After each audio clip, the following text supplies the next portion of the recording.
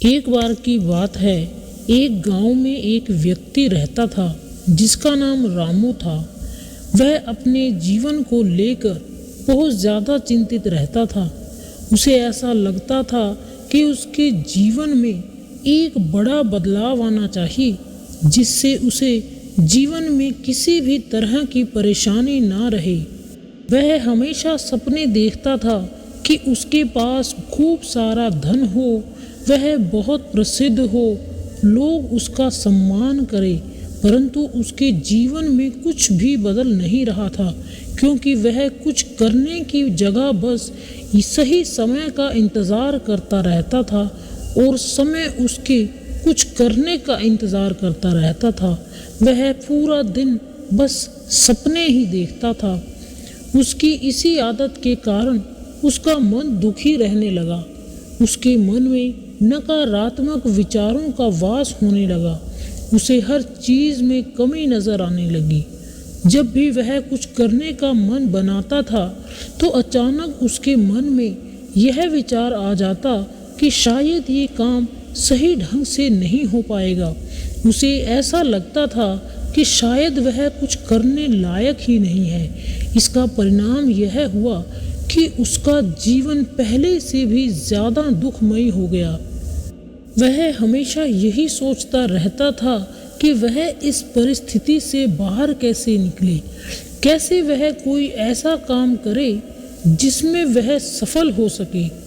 ऐसे ही दिन बीतते रहे, लेकिन उसे अपनी इस समस्या का कोई समाधान नहीं मिला।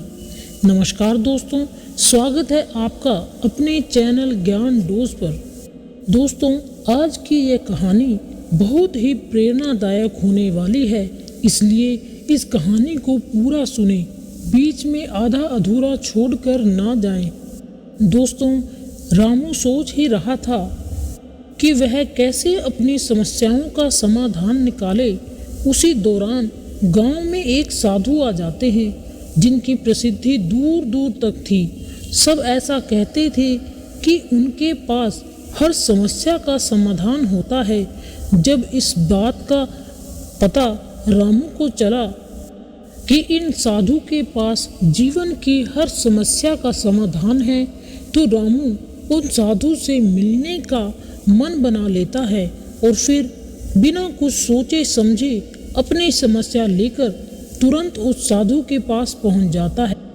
रामू साधु से मिलता है और उन्हें प्रणाम करता है और उन्हें अपने जीवन की होने वाली समस्याओं के बारे में बताता है।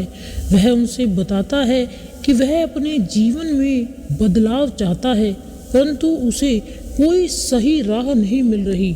इसी कारण उसके मन में नकारात्मक विचार आते रहते हैं और दुख हमेशा उसके पास ही रहता है। कोई काम करने जाता है तो मन में उसकी विफलता का विचार पहले से ही आ जाता है। रामू साधु से कहता है कि आप मेरी इस समस्या का समाधान करें।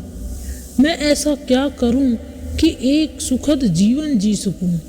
साधु ने रामू की पूरी बात सुनी और उसे कहा कि तुम कल सूर्योदय के समय मेरे पास आना।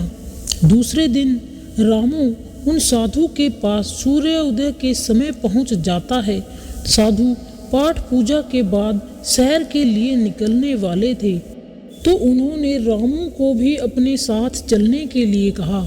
चलते चलते वे एक खेत के पास पहुँचे। गेहूं की फसल की तरफ इशारा करते हुए साधु ने रामू से कहा, क्या तुम बता सकते हो इस खेत में यह फसल कैसे उगी होगी? तो रामू कहता है कि जी पहले खेत को जोता गया होगा, फिर उसमें बीज डाला गया होगा, उसके बाद समय समय पर पानी दिया गया होगा, तभी ये फसल उगी होगी। रामू ने पूरी प्रक्रिया साधु को सुनाई। थोड़ा आगे और चलने पर उन्होंने देखा कि एक खेत में घास थी। एक बार फिर साधु ने रामू से पूछा, क्या तुम बता सकते हो इस खेत में यह घास किसने उगाई होगी? तब रामू कहता है कि महाराज, घास कौन उगाता है? ये तो अपने आप उग जाती है। जब खेत में किसी और चीज़ का बीज नहीं डाला जाएगा तो घास अपने आप उग जाएगी। रामू ने एक बार फिर से साधु के प्रश्न का उत्तर दिया। तब साधु ने कहा, बस तुम्हारे इन्हीं उत्तरों में तुम्हारी समस्या का हल छिपा हुआ है। साधु ने रामू को समझाना शुरू किया कि हे मानव, मन भी एक खेत की तरह ही होता है। इसमें तुम जो भी बीज डालोगे तुम्हें वही फसल मिलेगी। अगर तुम इस पर काम करते रहोगे, इसमें सकारात्मकता के बीज बोते रहोगे, तो ये तुम्हें सफलता की ओर बढ़ाएगा।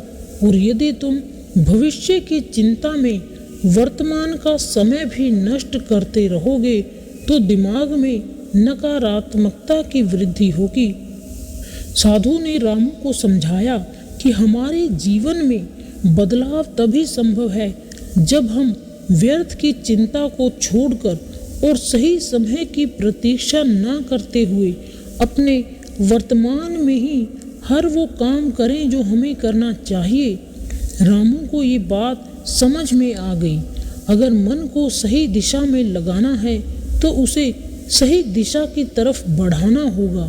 मन रूपी खेत की सही प्रयोग ही जीवन में बदलाव ला सकती है। इसे खाली छोड़ देने से इस पर आलस्य और नकारात्मकता अपनी सत्ता जमा लेती है।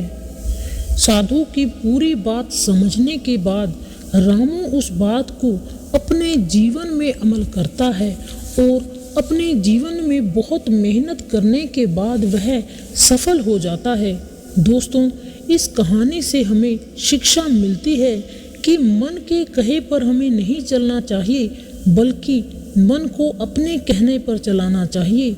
एक बड़ी इमारत बनाने की शुरुआत भी एक ईंट रखने से ही होती है और उस ईंट की तरह अपनी छोटी छोटी कोशिशों को जोड़कर हम एक बड़ा मुकाम हासिल कर सकते हैं। ज़रूरत है तो सिर्फ एक शुरुआत की। दोस्तों, हमें भी अपने जीवन में इस बात पर अमल करना चाहिए। यदि आप भी जीवन में सफल होना चाहते हैं तो सिर्फ सोचते मत रहिए। आप जो जीवन में पाना चाहते हैं उसे पाने के लिए मेहनत करें और अपने लक्ष्य को प्राप्त करें। दोस्तों, उम्मीद करते हैं आपको आज की वीडियो पसंद आई होगी। पसंद आई हो तो वीडियो को लाइक और शेयर करें।